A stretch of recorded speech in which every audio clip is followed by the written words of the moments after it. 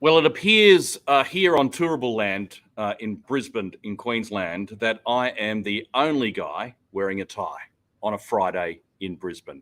This is what it's like here at the moment. Fabulous Queensland, beautiful weather.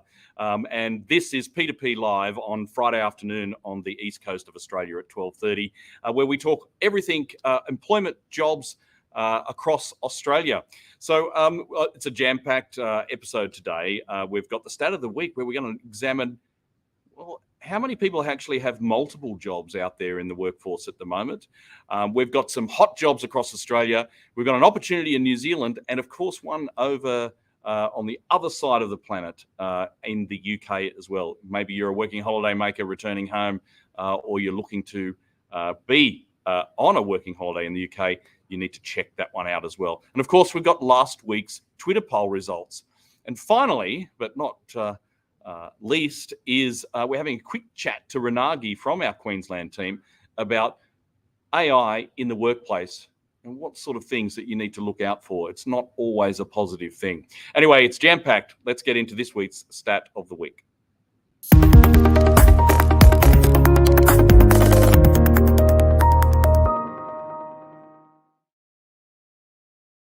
Okay, so this week's stat of the week is the multiple job holders result that's produced by the Australian Bureau of Statistics each month. And this is June 2023. And we've got some really interesting results here. Though there were 958,000 multiple job holders in Australia. That was 6.7% of all employed people actually had more than one job. And interestingly, 7.6% of employed women had multiple jobs, but only 5.7% of men. And young workers were also more likely to have multiple jobs. So 8.2% of 20 to 24-year-olds had two jobs. 8% of 15 to 19-year-olds had two jobs. I know I had one job, which was just delivering papers, and I don't think I did that quite well either.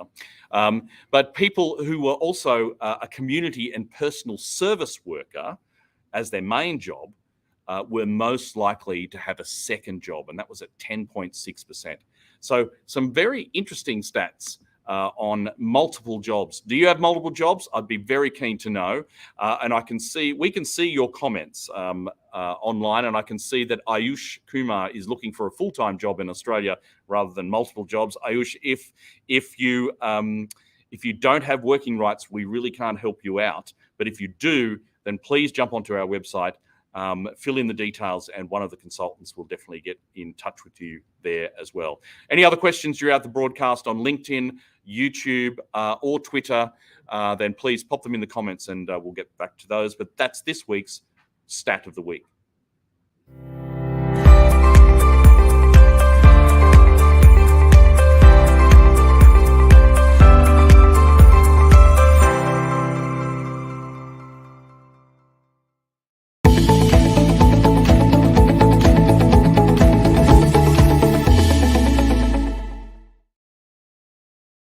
Speaking of hot jobs in Australia, here's the first one. It's a marketing specialist in Sydney, paying $40 to $45 an hour. Aidan Boast is the consultant that you need to chat to in our Sydney office. What we're looking for here is somebody who is responsible for focusing on e-commerce brands, building a domain, leading the strategy. It is a small to medium enterprise, and you've got to be confident in troubleshooting the process there as well. You need to have also experience managing these end-to-end campaigns. Shopify will certainly put you in front of the rest as well.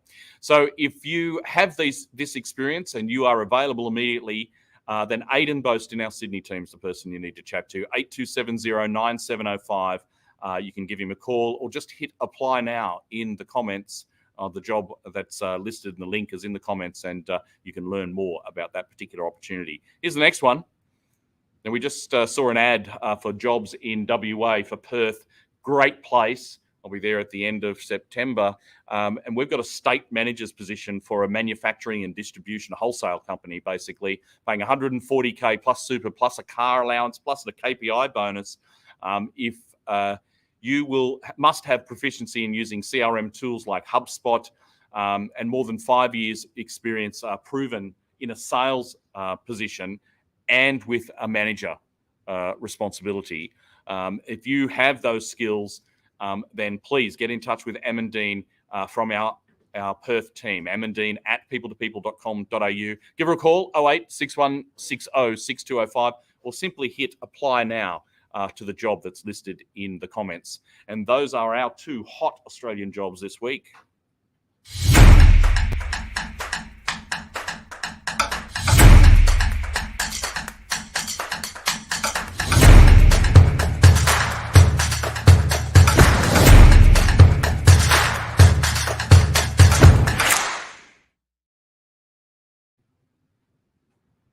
You know, if you're really sick of this really terrible weather in Queensland, maybe you want to do a working holiday in the UK. Here's a paralegal job in construction in the City of London, paying $33,000 to £40,000. By the way, with any of these permanent positions that we have in the UK, there is a mobility visa that's available for Australians in the UK. If you're aged 18 to 35 and you're looking to go to the UK, you can secure this youth mobility visa within 3 weeks. So if you've got paralegal experience in construction, then you should get in touch with Hannah from our London office, hannah.scanlon@people2people.co.uk, or you can simply hit apply now, and you can learn more about that particular opportunity. Now, we do have another job, which is across the ditch in New Zealand, and we've got a video for that one from our team at Frog Recruitment, if you want to roll the tape.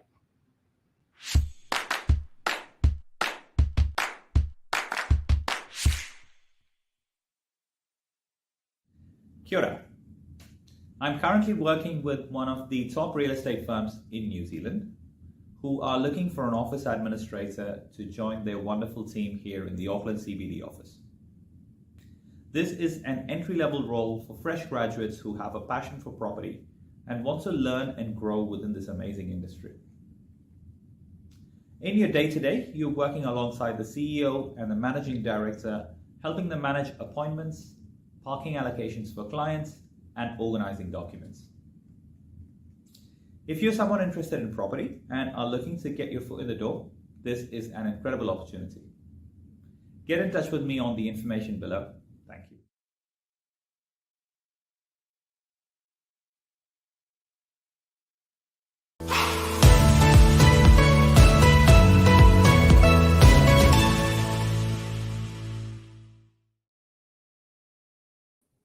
Well, one of the biggest topics right now, since the introduction of ChatGPT within or during 2023, is AI in the workplace. So we thought we'd explore this a little bit with Renagi from our Queensland team.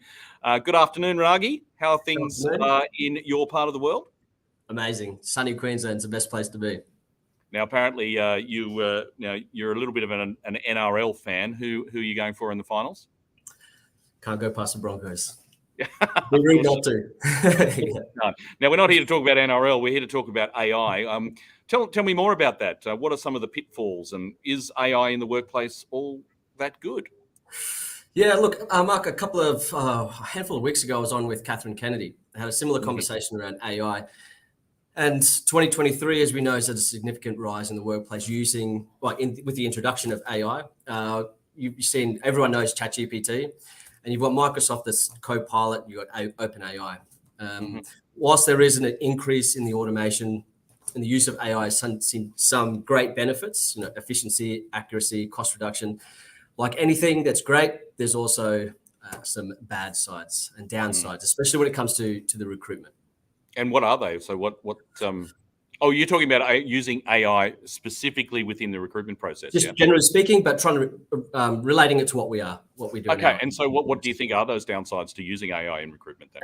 Three most notable ones that I can think of and that are most prevalent. Privacy concerns, especially in the early days of AI. Look, it's in the infancy stages.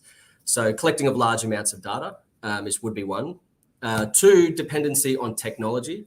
Relying too much on AI, the systems, that can potentially cause long-term problems, especially if in terms of tech. It's amazing. When it doesn't work, it's a big struggle. So thirdly, I think I mentioned this last time that I was on, as we know, people like to do business with people. and relying too much on AI and automating things, you lose that touch, that human touch and that personal connection.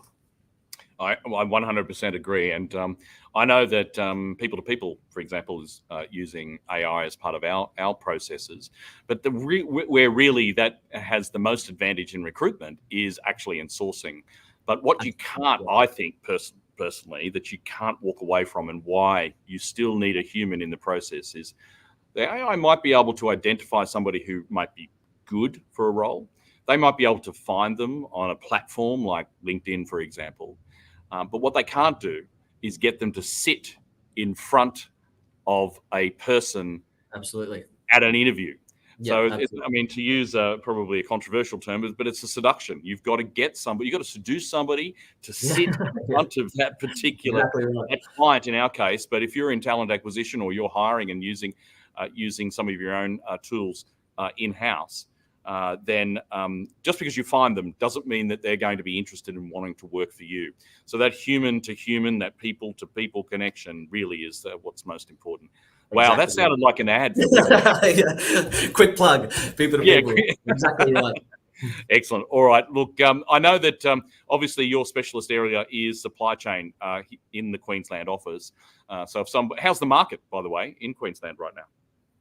Yeah, good. Look, it's picking up. We've had Brisbane this time of year. We've had a little bit going on, actually. Been a bit busy throughout the office. Seen a bit of a slow down, but we're definitely seeing it start to pick up again. Yeah, I mean, we were chatting last night. We had an event in Queensland.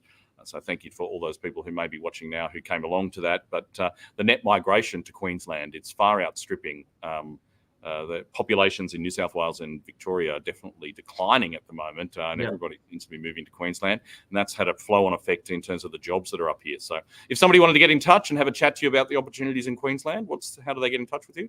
Yep, Mark. So the landline 3118-0125, you'll be able to get me there. Or if you want to contact me directly via email, it's renagi@people2people.com.au.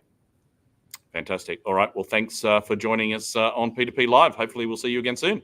Thanks so much, Mark. Appreciate it. Great. All right. So the last thing that we need to look at today is our Twitter poll. So let's jump into that.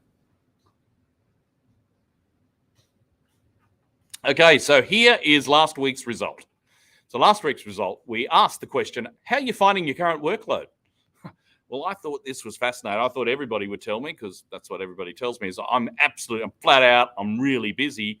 Well, not on Twitter. Or X, as we call it these days. It's about a third. A third said, it's a lot, I'm overworked. 36%, or another third said, it's manageable, it's okay. But another third said, no, I'm not, it's pretty quiet. Not much going on. So that's interesting. I thought everybody would be saying that it's a lot busier than it actually is. What's your experience? We'd love to know. Pop it into the comments. Jump onto our socials at People2People and join the conversation. Hashtag P2P Live Australia. You can check that out. Here's this week's poll. So how much do you rely on automation and AI in your current job? I depend on it frequently. I occasionally use it, or actually not at all. All right, we'll share those results next week. Thank you once again for joining us for P2P Live on Friday. We'll see you next week at the same time, 12:30. We'll catch you then.